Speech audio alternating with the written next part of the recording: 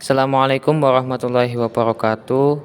Yang saya hormati dosen pengampu matkul ilmu kalam dan yang saya banggakan teman-teman seperjuangan. Pertama-tama marilah kita panjatkan puji syukur kepada Allah karena telah memberikan rahmat, kesehatan dan keselamatan sehingga kita dapat berkumpul di ruang kelas ini.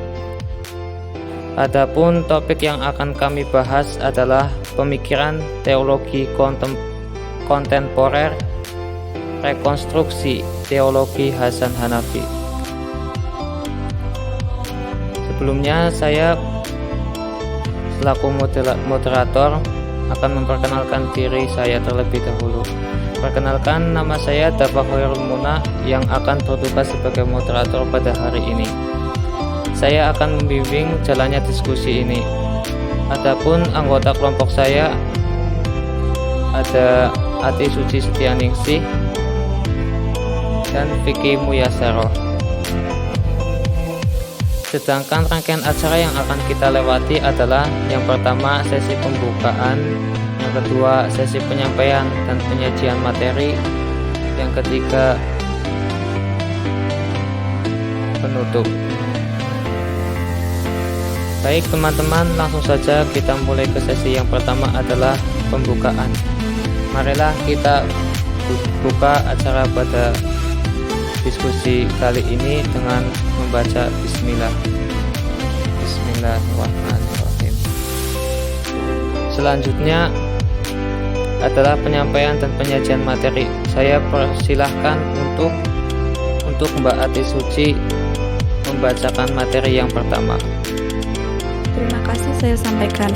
Untuk materi pertama yaitu tentang teologi.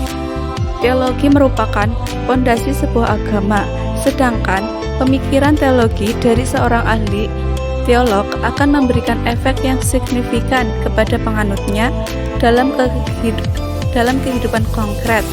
Karena sebab fondasi agama tadi, teologi akan menjadikan dasar perilaku dan penyemangat kehidupan seseorang. Maka dibutuhkan konsep teolog yang tidak hanya teosentris, namun juga antroposentris.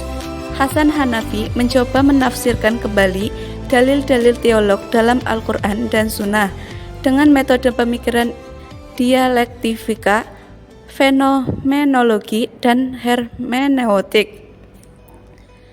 Yang kedua yaitu sekilas biografi Hasan Hanafi.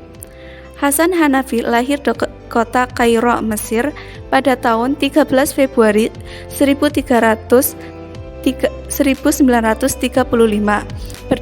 berdarah Maroko. Kakeknya berasal dari Maroko.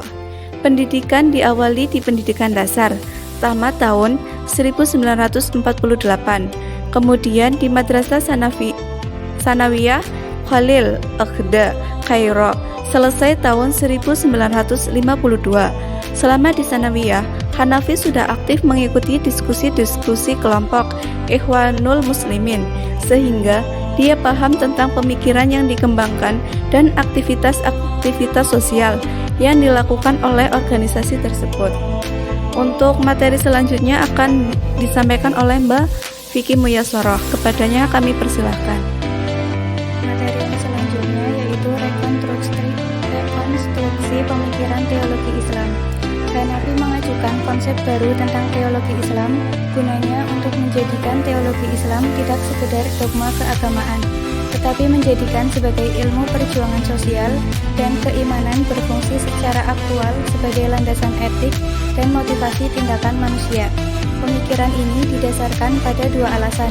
Pertama, kebutuhan akan adanya sebuah teologi yang jelas di tengah pertarungan global. Kedua, pentingnya teologi baru yang bukan hanya bersifat teoretik. Materi yang selanjutnya yaitu konsep teologi Hasan Hanafi. Hasan Hanafi dengan mantap mengatakan juga Islam sebagai rekonstruksi. Analisis imperatif untuk bergerak dari pernyataan keimanan menuju revolusi dipandang dalam kerangka kebutuhan masyarakat yang sedang berkembang di dunia modern. Menurut Hasan Hanafi, untuk melakukan rekonstruksi teologi sekurang-kurangnya dilatar belakangi oleh tiga hal sebagai berikut. Yang pertama, kebutuhan akan adanya sebuah ideologi yang jelas di tengah-tengah pertarungan global antara berbagai ideologi. Yang kedua, pentingnya teologi baru ini bukan semata pada sisi teoritisnya, melainkan terletak kepada kepentingan praktis untuk secara nyata mewujudkan ideologi sebagai gerakan dalam sejarah. Dan yang ketiga, kepentingan teologi yang bersifat praksis, yaitu secara nyata diwujudkan dalam realitas melalui realisasi tauhid dalam dunia Islam.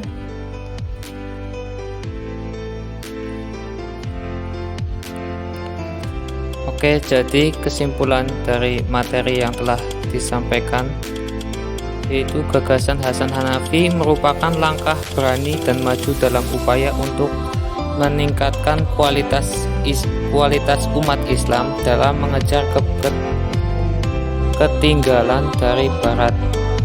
Hanya saja rekonstruksi yang dilakukan Hasan Hanafi dengan cara mengubah term-term teologi yang bersifat spiritual religius menjadi material duniawi untuk bisa mengiring pada pemahaman agama agenda sosial, praktis dan fungsional yang terlepas dari muatan-muatan spiritual dan transenden.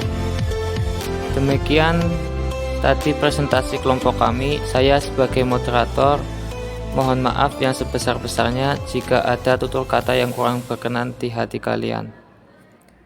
Dan terima kasih untuk perhatiannya. Wassalamualaikum warahmatullahi wabarakatuh.